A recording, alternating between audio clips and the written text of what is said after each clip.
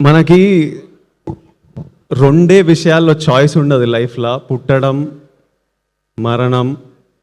ఈ రెండు మనకి చాయిస్ లేకుండా అవుతాయి.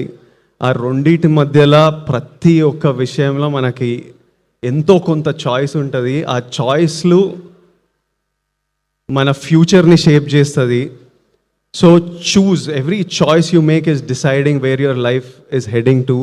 Make your choices, pick the right people to fight for your people. And చాలా చిన్న టైం ఉన్నాం, మంచిగా హ్యాపీగా చిల్గా సింపుల్గా ఉండాలి.